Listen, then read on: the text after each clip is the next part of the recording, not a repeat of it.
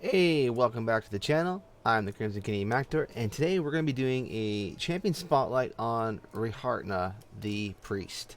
Now, Rehartna was the very first priest I picked up after Frey, and I've absolutely loved her. Her kit is just one of the most overall best all-around kits you will find in the game. So we're quickly go over her skills here. Her skill 1 is an attack all frontal enemies. It's going to do physical damage. It can be a strip if you actually get into a T tier or tier tree. It's also going to reduce the attack of the frontal enemies by 25%, and it can also do stun per hit. And I believe it's about 5 to 6 hits it does. So again, great little CC, great decrease in attack, is a phenomenal little kit. Her skill 2 immediately heals the ally with the lowest HP, grants a shield. Now while this is happening, it's also going to heal the surrounding heroes as well, but it's also going to do damage to the enemies that are around that hero as well. So again, great heal, great shield, heals all allies, instantly heals one. So again, phenomenal skill. And also in her tier tree, you can actually get it so it actually will increase damage dealt to those enemies as well, physical damage dealt to those enemies by 25%. Her skill 3 was the main reason why I loved her. It's a skill cooldown reduction. It's by 4 seconds. It increases the attack of the of your characters as well, and it does give an attack boost and recovers ally mana. So again, great skill. And her passive skill instantly heals at the start of each battle and increases her heal rate. Now, when I'm looking over she, like I said, she's got a phenomenal kick. Her unique weapon is also very good too. It adds on to her just overall greatness. Her unique weapon does a dispel every 3 skill uses, and decreases the amount of damage all your allies will take by up to 25%. So again, unique weapon it's not a must, but it is something you can get on her, and it's going to be great for all aspects of the game, especially for those CC characters, and reducing the damage dealt to your characters. Now her UTs, they're not the greatest unique treasures in the game. Her unique treasure, I believe, is a PvP. It reduces it makes her immune to CC, and it will reduce the mana of the characters it hits.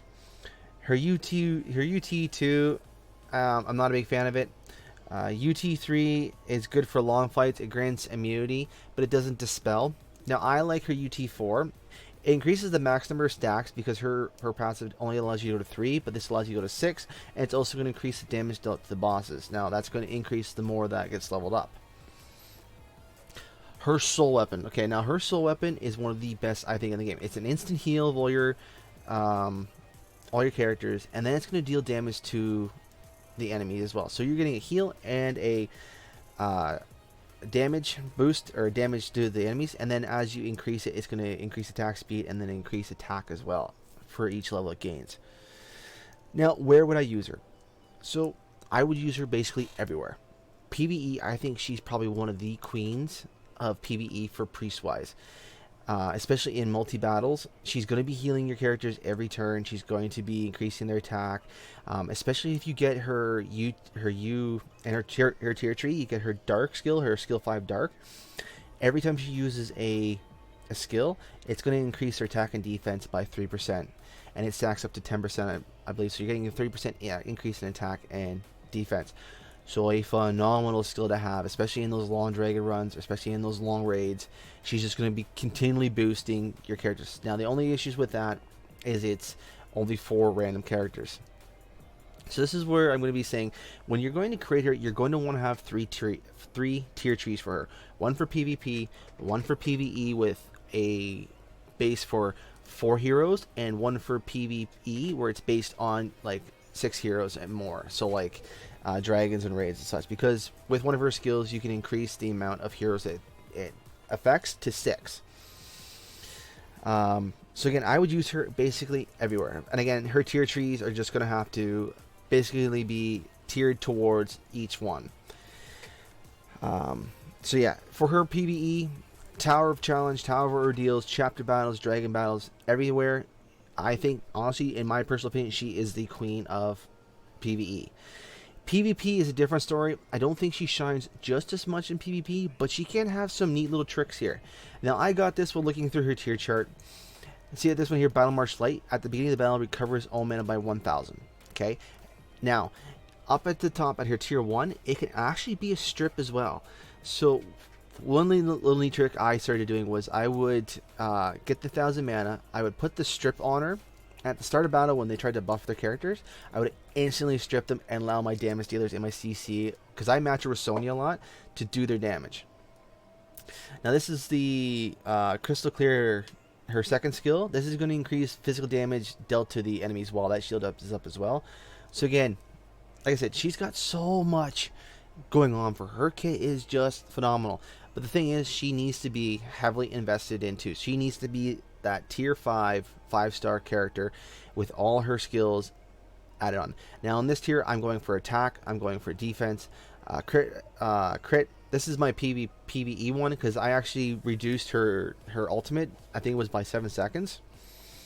And when you're doing her stats, her gear, right now I have her on a health and a mana boosting gear set. You want to go for attack. While I was doing kind of like the statistics for her, I had her baseline stats, and then I did when I added her stats on to her. And when I added her stats, I increased her overall attack by, it was 7.36 times her normal attack stats where she is now. And that gave her an increase to her damage, her heals, and her shield by roughly 2.32 per attack. So every one attack stat, it increased those stats by roughly 2.32. It was roughly a 3.18 stat increase in each skill. So roughly, like, and I just found all the numbers, like I said, and it was roughly about a 2.32 per one attack stat increase. So we want to make sure she gets good attack stats.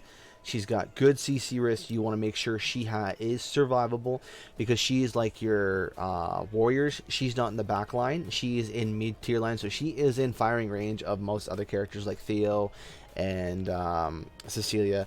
So she will be a frontline, not a frontline, but mid-tier character that you want to make sure she has some survivability on as well. And again, for what I have on right now is I wanted to get some P blocks and magic block for runes, attack stack. I got MP recovery with her gear, so I'm not too worried about that. Other than that, guys, like I said, PvE top tier queen, I believe. PvP combo great. She's not the top tier, but imagine her as a Lavril, put a physical damage. She's going to boost your team's attack. She's going to debuff. And she's just phenomenal. I've absolutely loved her. I've never regretted once T5ing her. And other than that, the next thing we'll try and do is get some actual gameplay with her out, doing some PvP, doing some PvE. But I wanted to get a first impressions on her and get this out to you guys so you can get the best information towards her if you want to pick her up or not. So other than that, that is going to be the end of this this champion spotlight. I will be doing some more. I've been asking my guild who they want to see. This was the first one they wanted to see, and the first one I absolutely love to do. So other than that, you know, I hope you guys had a great holidays, great weekend. New Year's coming up soon. We will be doing the giveaway, and like I said, on January 3rd, we'll find out about the Sea Raiders event. Other than that, guys, stay chilly and have a good week.